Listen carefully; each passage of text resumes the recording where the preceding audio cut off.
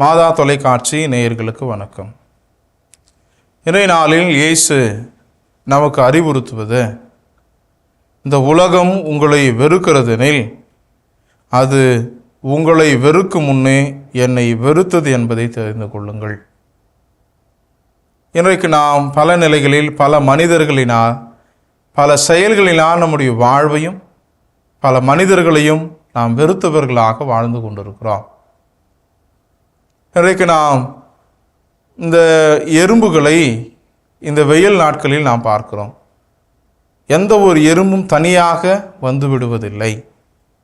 ஒரு எறும்பு இன்னொரு எறும்பை சார்ந்துதான் வாழ்கிறது.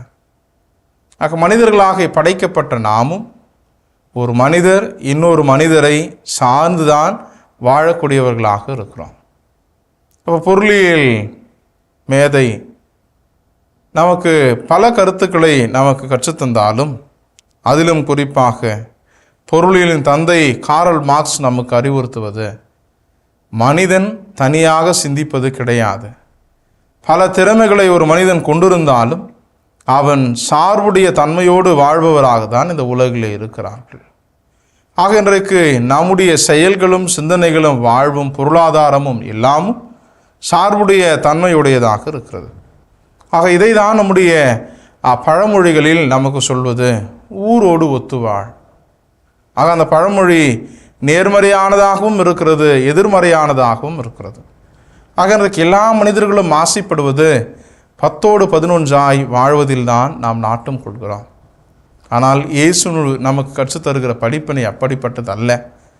உண்மையை, நீதியை, நேர்மையை கொண்ட வாழ்வாக நம்முடைய வாழ்வு இருக்க அழைக்கப்படுகிறோம்.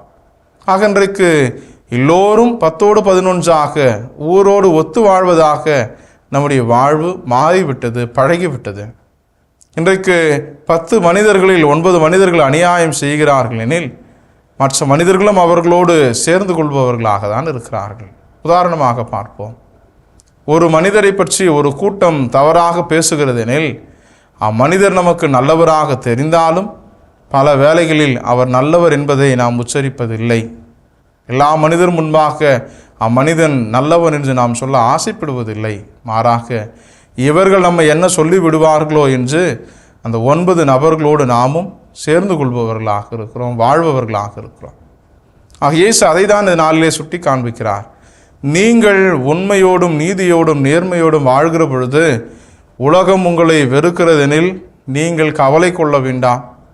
ஏனெனில் அதே உலகம் உங்களுக்கு முன்பாக உண்மையோடும் நீதியோடும் நேர்மையோடும் வாழ்ந்த என்னை வெறுத்திருக்கிறது என்பதை மனதில் வைத்து கொள்ளுங்கள். இதை தான் மத்தேயு நற்செய்தி 5வது அதிகாரத்திலே மலைப்பொழிவுக்கு பிறகாக நாம் வாசிக்கிறோம். என் பொருட்டு மக்கள் உங்களை பற்றி இல்லாதவை பொல்லாதவை எல்லாம் பேசுகிற பொழுது நீங்கள் பேறு பெற்றவர்களே.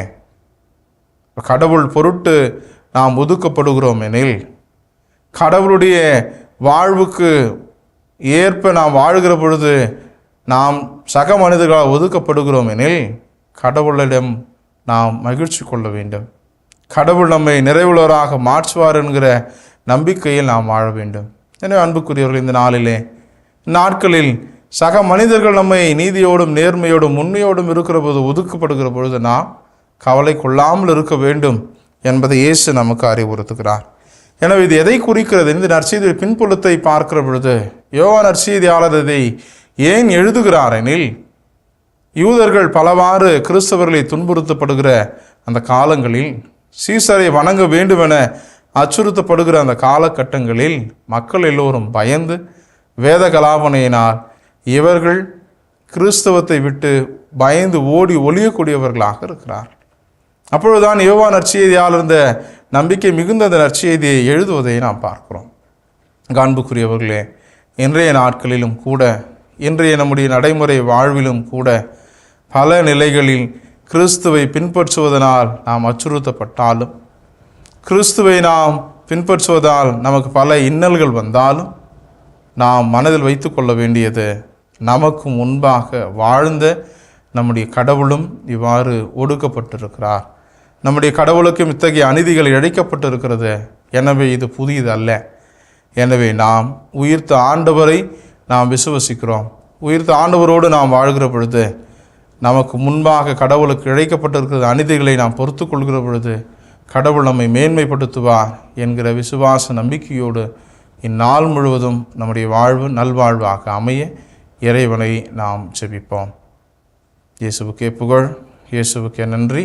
மரியே வாழ்க.